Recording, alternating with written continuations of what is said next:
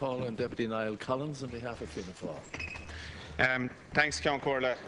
Tánaiste, since last Sunday there has been a coordinated strategy by government which has served to undermine the office of the Garda Ombudsman.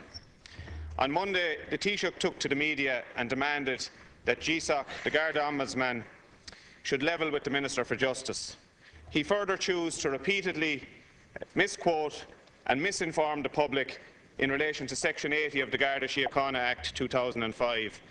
Now, all of this had the effect of placing huge public pressure on the Garda Ombudsman, who was then publicly forced into a position where he had to express his regret both to the Minister and publicly on national television. And I think that this was very, very damaging to the independent office of the Garda Ombudsman. You wouldn't expect it to be asked of the office of the DPP, you wouldn't expect it to be asked of the office of any other ombudsman or indeed a judge who were independently appointed by the President of Ireland. Tánaiste, then we had on Tuesday evening, we had Dáil statements here in this chamber in relation to the whole issue. And we had the meeting yesterday of the Petitions Committee. And during the statements yesterday, on Tuesday evening, Minister Shatter said, and I quote, that there was no definitive evidence of unauthorised technical or electronic surveillance found. He further went on to say, it is unfortunate that Garda Síochána have found themselves to be subject of what appears to be completely baseless innuendo. And he went on to say as well, I have no information that has been furnished to me by GSOC suggesting that Garda Síochána was involved in any way in what may give rise to concerns which arose in relation to GSOC security. Now, at the committee yesterday, Simon O'Brien, the chairman of the Garda Ombudsman Commission, told us in his opening statement that on the 8th of October they invoked Section 102(4) of the Garda Síochána Act 2005 and commenced a public interest investigation. Basically, that the acting director of investigations was of the opinion that the threshold of a threat was met and they commenced an investigation into Garda Síochána. I pointedly asked the Commissioner yesterday, had he informed Minister Shatter when he briefed him of that fact? He told me that he had. Minister Shatter didn't make us aware of that in the Dáil statements on Tuesday, and there's a big divergence there in relation to that. The questions that I want to ask you, Tánaiste, are as follows. Do you believe that the Taoiseach was correct in demanding publicly that the Ombudsman should level with the Minister? Do you believe that GSOC were right to apologise to the Minister? Do you think that GSOC, the independence of GSOC, has been damaged as a result and as a consequence of that? Do you believe that Minister Shatter withheld the information that he received in the briefing from Simon O'Brien from the Dáil on Tuesday evening? And can you tell us why are the government not running with our call and the other opposition parties' calls for an independent inquiry into this whole matter? Thank you. Well, first of all, I want to welcome the fact that the chairperson of the Garda Ombudsman Commission was before the Committee on Public Service Oversight to answer questions yesterday.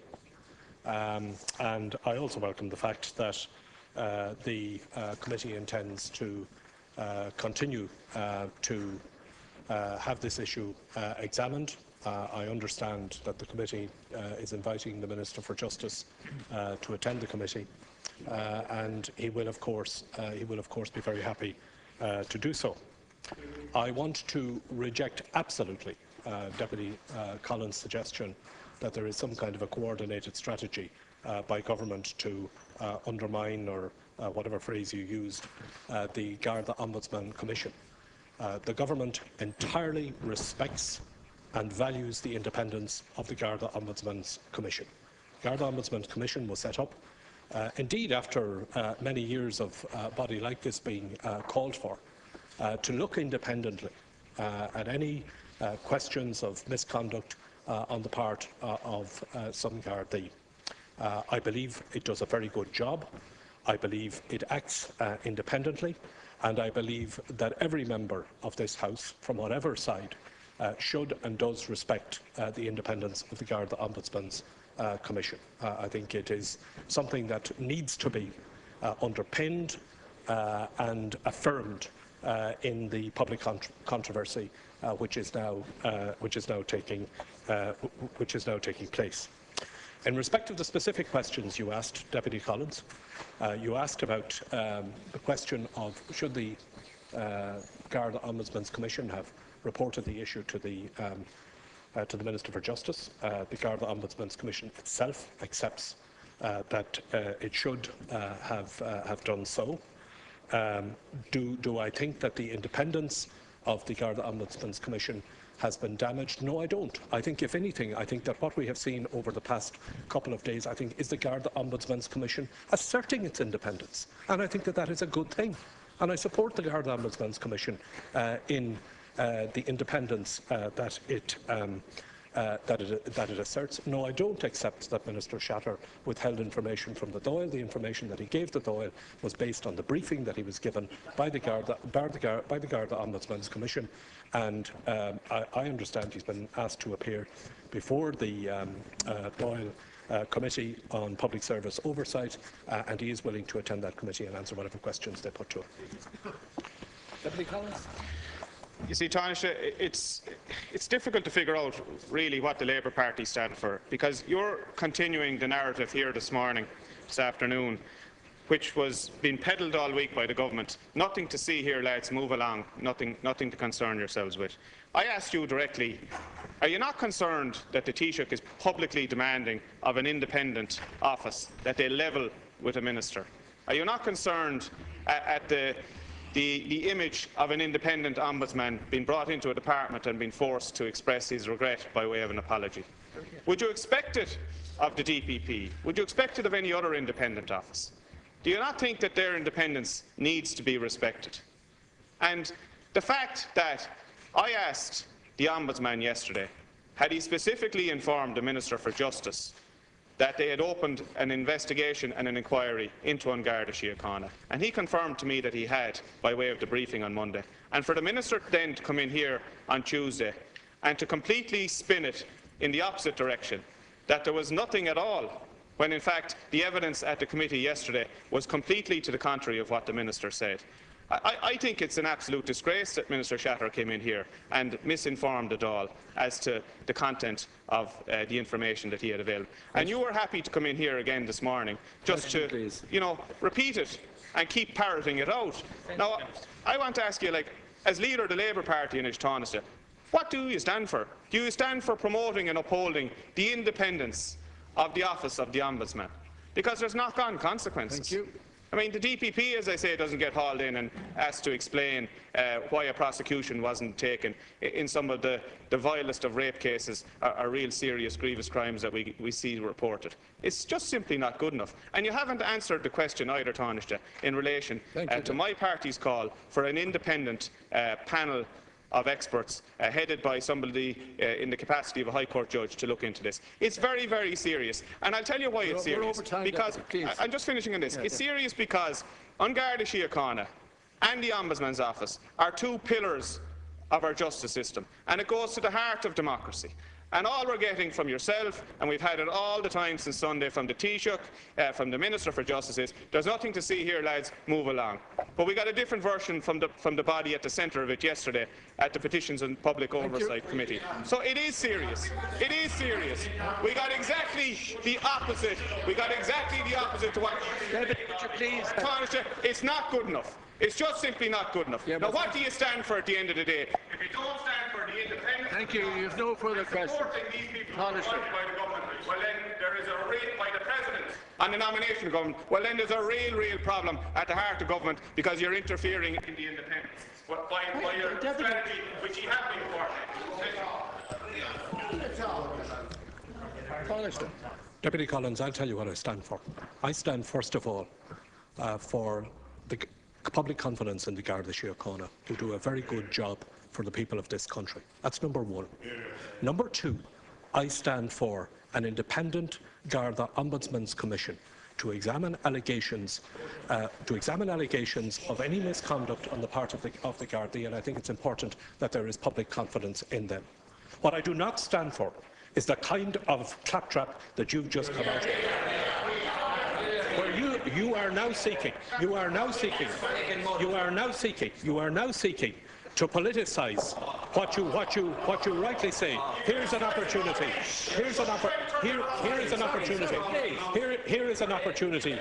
Here is an opportunity to have a go. Here is an opportunity to have a go at the Minister for Justice and at the government. That is just bad politics, Deputy Collins. Now, what we need to get back to here is very simple. First of all, public confidence in the Garda Siochana. I think that is very important. We have an independent Ombudsman's Commission. I think it's important that we all respect the independence of the public. That is simply untrue. The government respects entirely the Garda Ombudsman, the independence of the Garda Ombudsman's Commission, and it is important that that is underpinned and reinforced.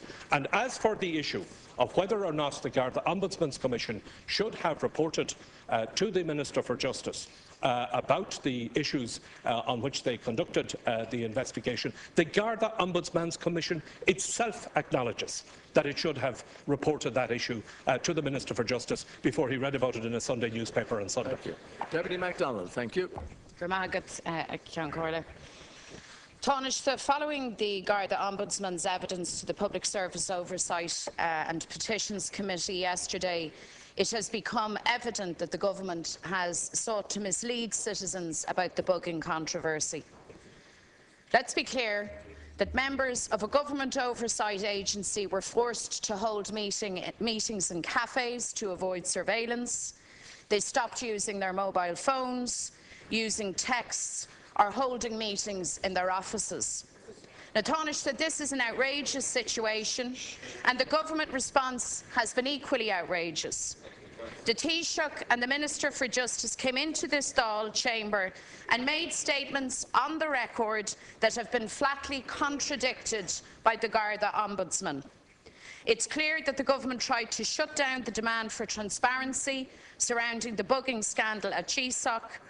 According to the Taoiseach and the Minister for Justice, there was no evidence of bugging. They told us that claims of bugging were baseless innuendo, that the sweep of the GSOC office last year was routine and was prompted by no specific concern. The Taoiseach told this Dáil that we could now put this matter behind us. Nothing to see here. But the Ombudsman believes, and has evidence to support his belief, that there was a credible threat to its security. We now know that the security sweep of GSOC's office was sparked by heightened concerns of breaches of confidentiality last May. We also know that after assessing the threats identified in the sweep in September, the Ombudsman's office ordered a public interest investigation as they believed and authorised or unauthorised elements of the Gardaí may have been involved in this surveillance. Did the Minister know of this? The Ombudsman has now also confirmed that the third threat came from government-level technology.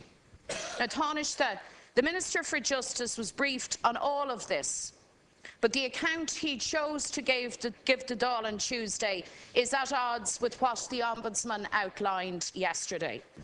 The Minister for Justice, it appears, has sought to muddy the waters, and this is absolutely unacceptable. So I ask you now, Tánaiste, will you step up and move speedily to establish an independent inquiry? Thank you, Deputy. Tánaiste. Well, first of all, I think it is very important that this issue is fully explored. And that is why I support the process which is underway at the Dáil Committee, the Committee on Public Service Oversight.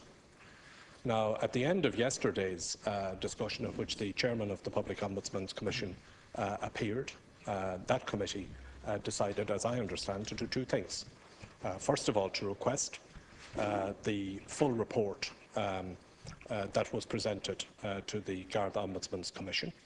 It's a matter for the Garda Ombudsman's Commission, which is independent, to decide whether or not to provide that report to the committee. The second thing that the committee decided to do was to invite the Minister for Justice to appear before it and to answer whatever questions they have to put to him on the issue. He's willing to do that. I think in the first instance, I think we should let that committee do its work. Let it pursue the line of inquiry that it has engaged in, and let the committee do the job that it has to do. We have the Garda Siochana, we have an independent Ombudsman's Commission. Like every public body, the Ombudsman's Commission appears before Oireachtas committees as appropriate to answer for its stewardship. That's what's being done here, and I believe that is the process that should be followed, and we should let that process continue. Let it come to whatever conclusion it comes to. I don't think we should preempt it. I think that we all regard the possibility of the Garda Ombudsman's Commission being subject to any kind of surveillance, or indeed any kind of leaking of confidential information from that body into the public domain with seriousness. The chairman of the Garda Ombudsman's Commission has set out the approach that the Ombudsman's Commission has taken to the issue to date. They operate independently. I think we should all respect that, and I think we should let the process, which is now underway, I think we should let that continue and establish whatever information has to be established. Tánaiste, you're passing the buck, and I suppose that's not all that surprising. Yesterday, it took a considerable period of time to have the Taoiseach admit that he had misquoted or misused the Garda Síochána Act of 2005. Because his first reaction when all of this came to public attention was to point the finger at the Ombudsman's office and apportion blame there. That's what he did. He now accepts that he misquoted the legislation. Do you accept that it was utterly inappropriate for the Taoiseach in the first instance to point the finger at the Ombudsman's office, this independent office that you laud so fully? The second issue is this, Tánaiste, and the record reflects this fact. The Minister for Justice was incomplete in his account given here in the Dáil, because there was a public interest investigation triggered by GSOC because they believed that there may have been Garda Síochána involvement in surveillance of their offices. I'm sure you grasp the full seriousness of that. Alan Shatter was aware of that fact and deliberately edited it out from his script to the Dáil. Why was that the case, Tánaiste? Because Minister Shatter has form on these matters, you know this. When two Garda whistleblowers stepped forward recently, he was quick off the blocks to rubbish them. This controversy emerges and he's out of the traps to rubbish the Ombudsman's office. That's his style. And it seems to me now that's the style of this government. And you have now placed a really large question mark over your collective ability as a government to oversee impartial, accountable policing in this state. A really serious question mark, and that is the gravest disservice that you could do to Garda Síochána. Can you tell us, Tánaiste, can you confirm for the Dáil that no agency of this state was authorised to put GSOC under surveillance? Thank you. Can you stand to your feet and tell us categorically that no arm of this state was authorised to put the Garda Ombudsman's office under surveillance? Thank you. Can you answer that straight question? And please, the committee notwithstanding, can you stand up and say that we will have the independent inquiry that these matters, given their gravity, require?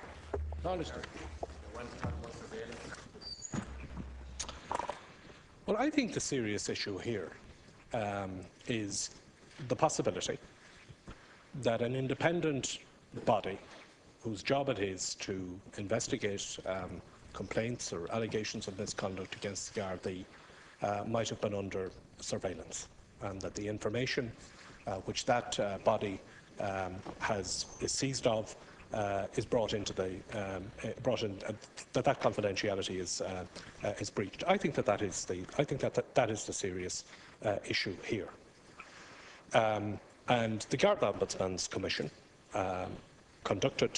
brought in experts to do the sweep of its offices. It did a follow-up investigation following on from that.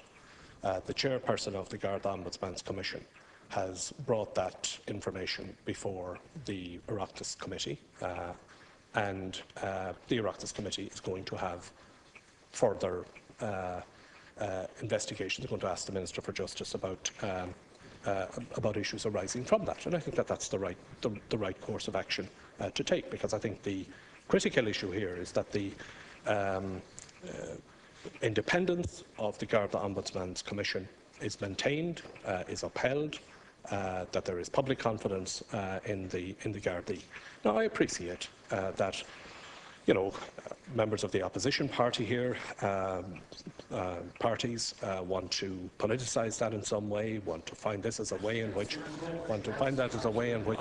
you know, here's a way now we can put, here's a way now that we can put the Minister for Justice on the dock and put the government on the docks. Another issue to have a thump at Minister Shatter about, or the government about. Minister Shatter has been a long advocate of the establishment of an independent Garda Ombudsman Commission. He fully respects that. The government fully respects that. There is no issue or doubt about that. We've heard what the chairman of the Ombudsman's Commission has had to say about the. Well, no. I mean, that's we're not. over time here. That's not. I mean, that is I'm not. calling on Deputy Collins now, please. I've answered the question. The question you answered is, am I satisfied that no organ of the state, but the Garda Ombudsman's Commission, under surveillance? Yes, I am. Thank you. Deputy Collins. Deputy Collins, please. Tánaiste, last week I asked you a specific question in relation to apprentices being forced to pay college fees. Now, I think your reply was bordering on dishonesty when you replied to me, because the specific question I asked you was, would the Minister of Education meet with the TWU, the union representing these workers? They're not students, they are workers. And that question you avoided. You did say you'd meet the Union of Students of Ireland, but they are not the body representing these workers. So I'm asking you again, Tánaiste, will you ensure that a meeting is organised between the Minister of Education and the Minister for Jobs or whatever, with the TWU, the union representing workers who are affected by these cuts in their fees? This is a serious issue for these 7,500 apprentices.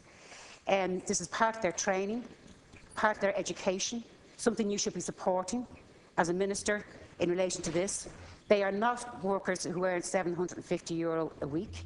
They are far from it. Most of them are on the minimum wage and less. They do not get paid during their college term. They'll be on a FOSS trainee allowance during that period, so they cannot afford to pay these fees.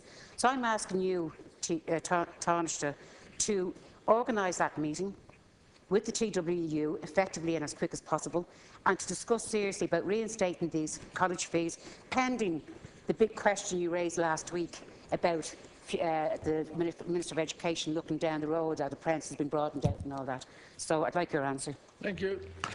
Yes, I recall the question you asked me last week. You asked me if the Minister for Education would meet the TWU and USI. The Minister was sitting beside me. He told me he had planned to meet USI, and I gave you that answer last week. Now, I think it's a bit unfair for you to twist that into a refusal to meet the TWU. I don't run the Minister for Education's diary. If the TWU wants to meet with the Minister for Education, I'm sure they're perfectly capable of arranging a meeting with them. This government has a long-standing policy of meeting trade unions, of meeting student unions, of meeting bodies that represent people who have difficulties and grievances, and I don't expect that there'll be any difficulty in a meeting being arranged with the Minister for Education. And I don't think there is any necessity for you to elevate it into some kind of a refusal on the part of the Minister for Education to meet with them. Deputy Collins. Tánaiste, up to last Thursday, the TWU had requested a meeting with the Minister and they've had no reply.